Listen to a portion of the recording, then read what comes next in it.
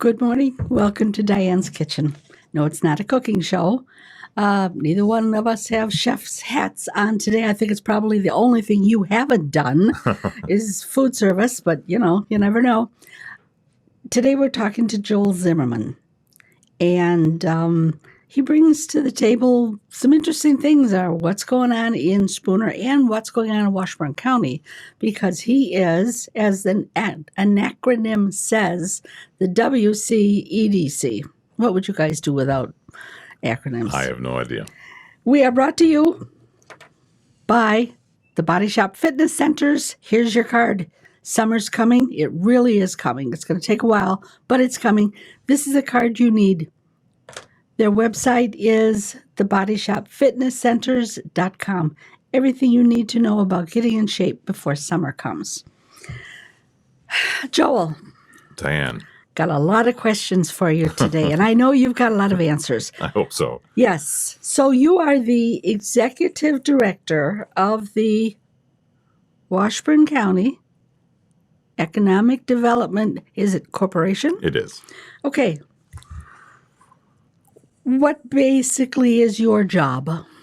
Well, first I want to say food service experience. When I was a kid or younger, I did sell popcorn and peanuts at the circus and ice cold Coke Mellow Yellow. So that's not an endorsement of a product. It's just what we had to sell. So and food service is? I guess I've done that too. And I have to digress. The favorite job, I think, of mine that you had is the one when you worked on air. WDIO? Oh, yes. I worked behind the scenes. I was a director there, and but you've got a voice for radio. I did voiceover. Thank you. They used to say you've got a face for radio. But no. Whenever somebody says you have a voice for radio, I said, "Are you saying I don't have a face for television?" And then they get uncomfortable. So the truth hurts. Yeah, absolutely. Okay. Yes. What was the question? I have no idea. Okay. What do you do? What do I do? That's a really good question, and it changes from day to day.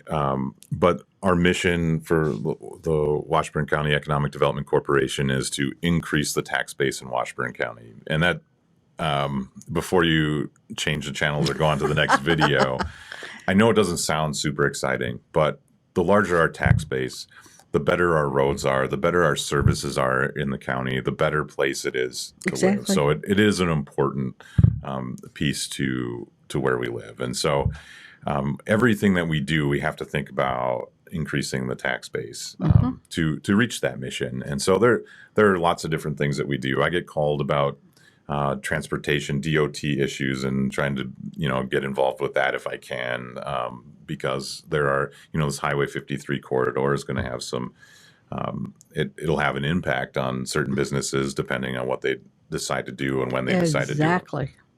So there's that piece of it. We've been working on broadband and increasing the broadband services here in the county for I've been in this job for about 3.5 years. So for about 3.5 years, we've been working on that. And it's slowly but surely getting better, but you need somebody that is going to kind of focus on that and there's a broad impact on the region and Washburn County in general. So okay, I don't want to get into that too much because we've got so much to cover. Yeah. Broadband will obviously open up opportunities like never before. Faster service, better service, blah, blah, blah. What is impeding the service from coming? I mean, this has been something people have talked about and talked about and talked about and talked about. Is there any forward movement? And if so, if not, what are the roadblocks? Sure. Well, there's been improvement. Not everybody who's watching this has probably seen that improvement. But the main roadblock is the cost of putting the infrastructure in. And that's what the residents pay for. Well, the companies who the service providers pay for it, and that cost would get kind of pushed off to the customers. Now, we have some areas of the county that aren't very densely populated, right? And so these areas where there may be 2 home structures in every square mile, it's very costly to run fiber optic lines out to those two homes, and those 2 customers would never be able to pay the service provider that cost. So I think from the service provider's point of view, it's not cost effective for them to install it. Now, there are some grant programs that are out there. This year's the state of Wisconsin has the largest amount to grant than they've had in the past, and so it's good to see that steadily increasing. It's really a bipartisan issue, but where it comes into play is some of the lawmakers from more urban areas just don't have a good understanding of how we don't have broadband. It's not just that we want faster broadband, but there are parts of the county that still don't have broadband. Well, when you come from a rural area, I mean, a lot of us live in the country and have a lot of acreage. And we are one of the 2 people that live in So I could see where it would be a different dynamic than you were in a suburb or a city. That's great. This will take care of 50 million people. Absolutely. We're here. Okay, let's move on. Sure. Well, I just want to that one more roadblock to that. So it's great that the state has those grants. However, we have not really been able to apply for those grants only because we have the public-private partnership that we need. We just don't have a partnership with a provider yet that is willing to work with us to do it. Now, we've had some projects in place in the past, and for reasons that are various, they've had to bail on those projects and work on their infrastructure that's already existing and all of that sort of thing. So we continue to try to work with that, but we can't apply for those grants until we have a service provider willing to work with us. So a lot of it is a waiting game. It is, and it's frustrating. It is. And I understand that. And if at my office I have nice speed broadband, but I understand for students, for parents who don't have it, those students are a little further behind than their counterparts in more urban areas. And so it really is important for our future. And, one of the things that I always talk about, and I don't mean to take too much time up on this, but 42% of our housing units in Washburn County are second homes. So they're cabins. Now, we get calls all the time from people who say, we want to sell our house in Rochester. We want to sell our house in the Twin Cities, and we want to move to our cabin in Minong or Trego. We have 10 years left to work, and we're both set up to work remotely from home. Well, good luck with that. But, yes, our cabin doesn't have high enough speed broadband to make that happen. And, if we took, even if it was 5% of those those homes where people became permanent residents, those are people that are here and utilizing our businesses every day instead of a few weekends a year. And that would have a pretty major impact on our lives up here. Sure it would. And so there are some reasons to try to move forward with that. But in response to that, since that part is too expensive, I've been kicking around an idea for about 3 years or so to try to develop some sort of technology. I use the term technology village because I'm from Duluth, Minnesota, and a technology village was built up there to kind of revitalize the downtown, which it has, and it's been a successful thing. Good. I would like to see something like that happen here in Washburn County. We don't have a lot of technology jobs. But if we had a place, I know that there are people who have moved away from here and do their technology job somewhere else that would love to be back in this area. And with the coronavirus, maybe we're getting a wake-up call in that if you have to shelter in place and you're not sending your kids to school and they have to rely on online classes, if you can't get the online class, who knows? Maybe it'll be a good thing. Absolutely. So we're trying to develop a plan for this technology village, and it's only made possible by there is a person in the locality who has taken up an interest in this topic and this project, who is willing to invest some resources into maybe making this happen, and that's really exciting for me. No kidding. It's been a pipe dream, and it's closer to maybe becoming a reality. Good. In the meantime, we have two different business entities in two areas of the county who are currently developing shared workspace buildings, and it's a kind of a phenomenon that's taken off over the last 5 to 10 years in larger areas. Where it's kind of an office building that is wired for internet, and people pay kind of a monthly membership fee to come and use that space whenever they want. There's usually a conference room that you can you reserve, or even individual office space reserve times for, but not all the time. Sometimes they have lounging areas as well. We have two business entities that are in the process of developing those ideas. And if we have that here in the county, I think that's certainly great for tourism, and somebody who has a cabin who can work remotely. It gives them an opportunity to not go too far from their cabin and still get their work done and still be able to enjoy what Washburn County has to offer. That would be great. While we still have the broadband issue to work on, we can come up with some of these other I agree. other methods to make things work and grow as we continue. So, I think that's great. Yeah. Something else that's helping Spooner and probably the entire county grow is the new Tractor Supply store. Sure.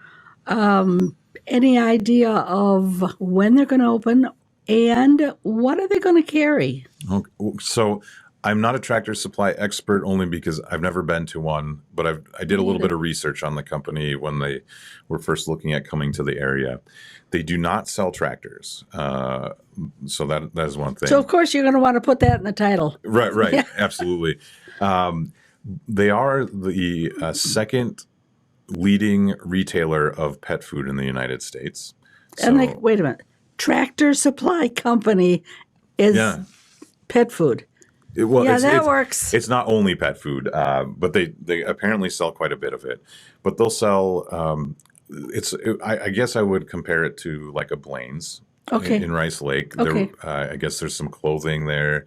There is some hardware, farm supplies, fencing, all of that. Okay. They have 150 stores in the United States that have indoor yards. They have thousands of stores around the United States, but this Spooner location will have an indoor yard, so there won't be the outdoor stuff. What's an indoor yard? An indoor yard is your fencing supplies and all that. It'll be inside. So like if you go to a lumber yard and you order your stuff inside, and then you have to go drive around the outside to get it. And then they load it for you. Yeah, this is all indoors. So it's protected from the elements, and it's just kind of a neat thing that's happening here. But I can't speak to, I haven't seen one myself, except for the signs are up here on this one now.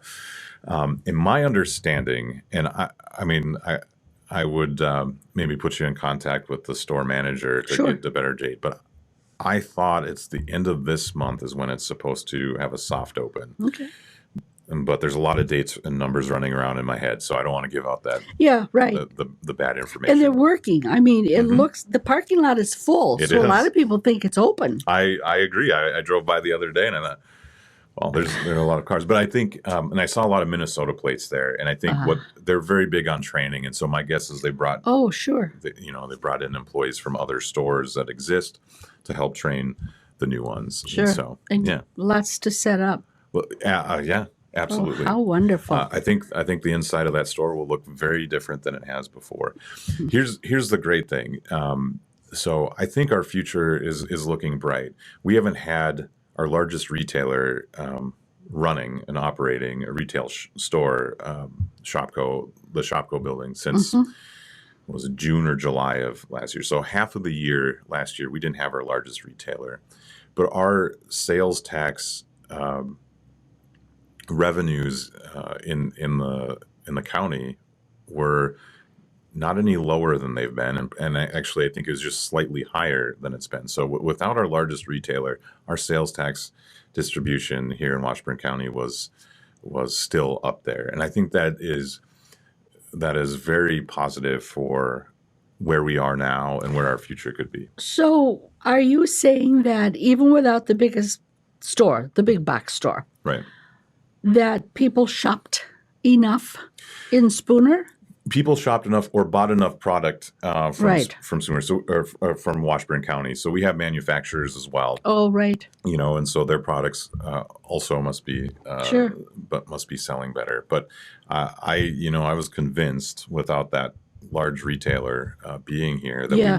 Yeah. we would, and certainly there's anecdotal evidence that people said, all right, well, where can we buy socks for our kids, kind of thing, and Oh, yeah. went to Rice Lake, went to a big box store in Rice Lake, and then while they're there, did their grocery shopping while they're there. Yeah, then they went bought out gas, to eat. went and out to got, eat for yeah, lunch, I know. maybe a movie. Yep, I and, know. And so certainly that happened. Mhm.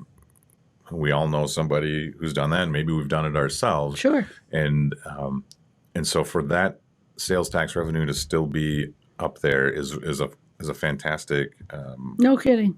fantastic thing for where we're at and where we will be going. It's like job security. We know that even without the big box stores and people going other places, other towns to shop, they're still spending money here. Yeah, absolutely. It's going to be interesting summer because with this virus, nobody has a clue Correct. if people are going to come to the country because there are fewer people, and that's a good thing, or if they've decided they're just going to shelter in place and stay home, because we know we have a huge tourist trade. We do. I mean, it's you go downtown, any of these towns, and it's Minnesota, license plate, Iowa, Illinois. Right. And you can't find a parking place. Absolutely. But they are definitely the gravy that keeps businesses running. So part of your business, part of your job, where does the money angle come in? That's a good question. I hope you've got a good answer. Well, yes, it seems a very open-ended question, so I'll just try to answer it the best I can. And Sure. if you need clarification, let me know. One of the things that we do is the Washburn County Industrial Development Agency contracts with the EDC to administer the revolving loan funds that the county holds. And so the county has 6 loan funds that we are able to loan from. My job is to, if somebody comes into my office, wants to start or expand their business, maybe some of them have had trouble financing from a bank. There are quite a few restrictions that are out there on the banks themselves. So sometimes their hands are tied. Or they've received financing from a bank, but they need additional financing. Sure. I try to bring them through that application process to go in front of the Industrial Development Agency's board, where they approve or deny those applications. Sometimes the project is too large for just the IDA Right. to be able to finance, or even too large for a bank and IDA to finance. And so part of my job is to try to bring in other avenues of financing and to the table and see if we can come together on a project. And we've been able to do that a couple of times in the last couple of years, and it's a great feeling. Sure it is. Our loan funds, while there's a nice amount there, can't fund everything. It's not a limitless pool. And so to be able to go to some of these other larger funds and the banks in the area, have been really great to work with to help make that. And that's really good, because if people are looking to borrow money, it means they're looking to start a business or increase their business, which is a good economic indicator. I think it is. One of the things that some of the statistics that have been talked about over the years is Wisconsin has been towards the bottom of new business startups when you compare all 50 states.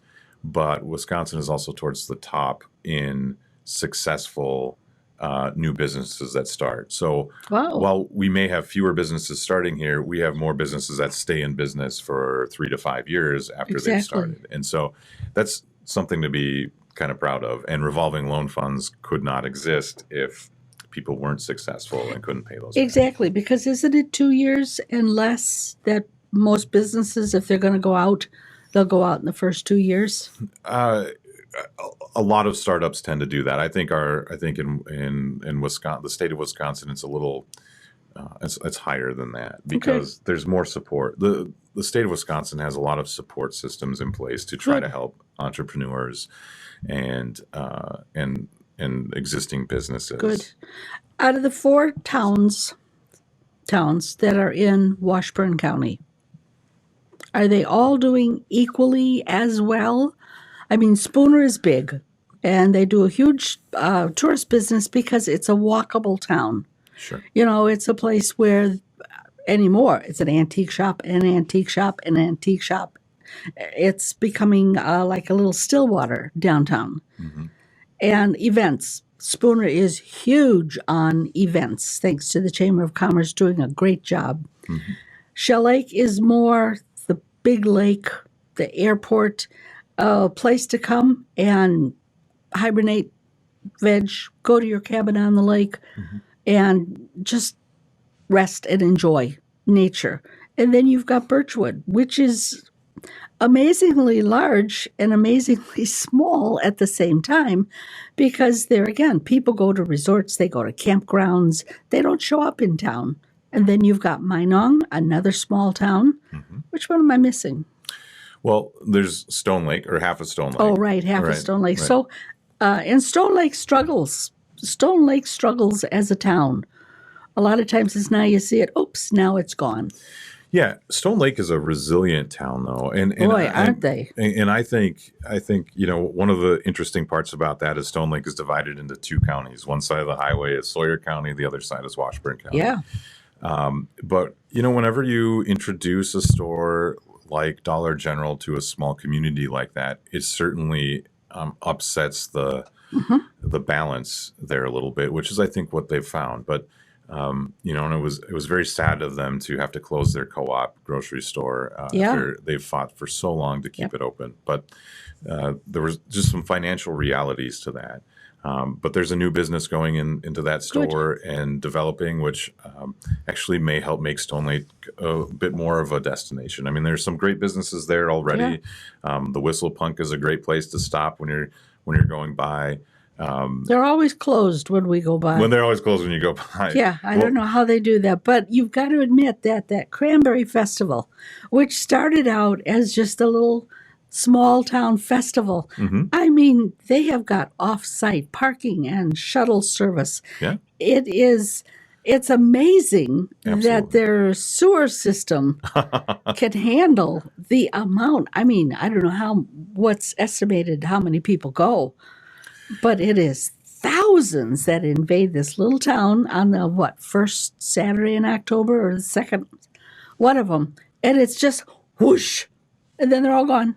Yeah, absolutely. And they make so much money. I think we could say that about, not about the Cranberry Festival, but any of the towns in Washburn County. Right. There is something about that town that makes people want to come back there. Exactly. And so it's hard to say, are they each doing equally true. Successful? That's a hard part because while one might be having a struggle, they're coming back from it. Right. And while there have been a lot of changes over the last 5 years, the last decade, if you go back 20 years, there's a lot of changes within Spooner, a lot of changes within Minong, Trigo, right. Stone Lake, Shell Lake. Trigo, that's one I forgot. Those change, but change isn't always bad. No, I think change is good. Right, absolutely. And sometimes businesses do fail. Yeah. And while that's hard, we don't know what can come from that. Exactly. I always use the Mount St. Helens imagery when we talk about this. Right, Mount St. Helens blew up. And ash covered everything. You couldn't see life for miles around Mount St. Helens, and it felt like the whole area was dead. But within weeks, you had new plants sprouting forth from that ash, and trees, and the forest became even more lush because of all of the ash that was in the soil. And that was a tragedy at the time. Exactly. There were economic impacts as well and environmental impacts. But that has come back so much more beautiful and lush than before. And I think in business and economics, we need to take a look at that sometimes. I know when Shopko announced that it was finally closing Shopko Hometown, there was a lot of comments on Facebook like, we're dead. The town is dead. Yep. This is it. Yep. There's a closed big building, and Spooner has nothing to offer. And I just But I mean, I guess it's my job to be the cheerleader, but well, exactly. But figures back you up. right, and also I can't fake things. I'm one, you know, if there's a newborn baby there and I don't think it's cute, I can't say it's cute. I mean, I'll try to avoid the topic. So I'm not going to go out and cheerlead something that I don't Exactly. believe in. Exactly. And also, you know, I have not lived here my whole life either. Right. And so I have a different perspective. Mhm. And I know growing up in Duluth, I thought, oh man, I can't wait to get out of this place. There's I nothing to know. do here. I And as soon know. as I was gone, I thought, man, Duluth is a great city. Yeah. There is so much there. And they've also continued to work to revitalize themselves. They have. And it's a great town to visit. Yeah. And so, you know, I think the same thing here, that sometimes it's easy to focus on the dying businesses or the dying industries even, but there's room for more. And there are people out there that want to develop more. I agree. Is there anything in the works that you can share, or is it still? There's a lot in the works, and the details I can't really share publicly. And here's why: it's really important, and I tell people this when they come and talk to me, that confidentiality is kind of key to what I do. I will go and talk to people on their behalf if they ask me to, Okay. but you know, in my previous careers, confidentiality was the law, and here I want people to be able to trust to come and talk to me and run ideas by. And so, just some of the things, you know, the technology villages are village or whatever we're going to call it. That's in the works, and while I can't give you too many details Sure. on it because I actually don't have a lot of details on it yet, it's in the works, and that's something exciting. And Good. those shared workspace components for here, I think, are a big deal. And I don't want to share who's doing it Sure. yet, but it's a good thing. Oh, I think for it's our a very future. good thing. April 1st, you know, we have our banquet on April 1st, but Now, what banquet is that? it's our 4th annual EDC award banquet. We're calling it 2020 Vision this year. But And who is up for? I mean, who gets the awards? Sure. So, but before we get to that, I just want to say April 1st is also Census 2020, the kickoff of Census 2020. Right. And that is so important for every area. I mean, it's not only the law that we Yes. participate, but it's so important because the federal dollars that we I know. receive to help comes off of the census. Our representation is figured off of the census, and I'm really excited for the results this year because our census for many decades has been kind of on the decline, and my evidence or my research is showing that in the last few years we've started increasing our population a little bit. Now, when your population is 15.5 or 16,000, it doesn't take much Right. to increase it. And it may not seem like a big deal, but it's a huge deal because I think the census will show that we've stopped the bleeding, if you will, and that we're starting to build. And not only that, but we're building in the younger demographics, and we're starting to have families move here. I agree. What irritates me beyond belief with the census is I've talked to so many people in the country who still have this mindset of, I don't want the government to know anything about me, so I'm not going to list my kids. I'm not going to this. I'm going to lie about that. They still don't seem to understand this isn't a way for the government to worm their way into your finances, into your home life. This is a way to provide for the next 10 years what you're going to be eligible for, how things will be changing. This is a good thing, but you've got still a lot of people that are very skeptical. We've only got a couple of minutes left, so anything you want to add? Sure. Well, we'll move on and talk about the banquet really quick. Yes, if we will. please. So April 1st, registration for this banquet, by the way, will close on Friday the 20th of March. So I just want to encourage people to go to our website and register to come to this thing. This has been an event that started out 4 years ago as an event where we're going to recognize businesses who are doing some good things in our area. We're going to celebrate as business leaders, the largest gathering of business leaders in Washburn County on an annual basis. We're going to celebrate the good things that are happening. It's important to focus on those things. I It agree. is so easy to focus on other things. Yeah. And so our first year we had a goal of 50 attendees. We had 100. And our second year we just wanted to grow. and our space could only fit 135, and we had to turn about 70 people away. Oh, good. Because we couldn't Right. sell those tickets. So every year we've been growing. This year it's really important. We have a speaker coming in. His name is Andrew Davis, and he wrote the book Town Inc. And I'll tell you, economic development books are not fun reads at all, but this is a really good read. And he drove around the country into small towns like our area, and he compared and contrasted towns that were growing and succeeding and those that weren't, and tried to figure out what the key points. Yeah, what the dynamic was. Right, absolutely. And there's some fascinating insights into what is best and what we should do. And I heard him speak last year at the governor's conference on tourism, and I thought we have to bring him here because he was the only speaker that we could all remember and we talked about on our drive back from the Dells was everything he had to say. He's coming and he's going to share the experiences with us. Chairman Mackey is going to be declaring April 1st, 2020 Economic Development Day in Washburn County, and which is really exciting. And we have another event at 10 o'clock in the morning that day where Andrew Davis will be speaking, and I've invited all of our elected officials and municipal employees to come to that one. That's a free event. That one is sponsored by CCF Bank. We'll have some hors d'oeuvres and stuff, but we want to get people on this vision, this vision, create a vision to move forward. Okay. If people want to know more about the banquet, if they want to know who's coming, how do you get nominated, anything, they need to go to WashburnCountyEDC.org.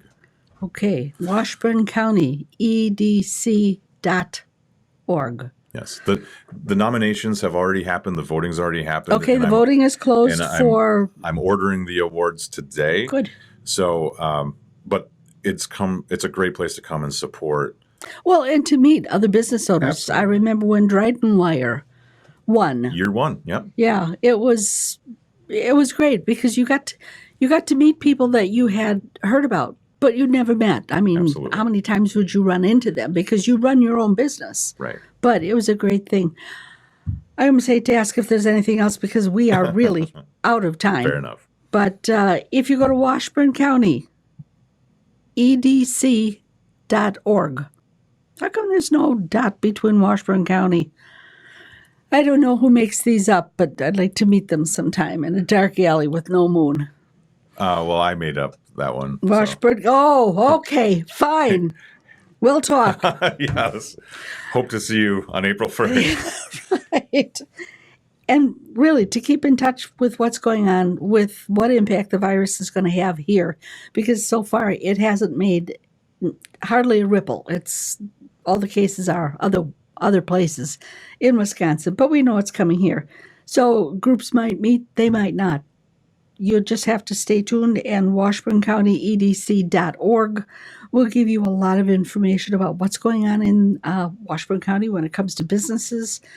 It's a really valuable place to go. So we would like to thank both Greenfield, PT, and Sports Medicine, and our friends, the Lake team at Edina Realty, for sponsoring this program. So until next week, where we've got somebody else that I'm excited to talk to, keep it cooking.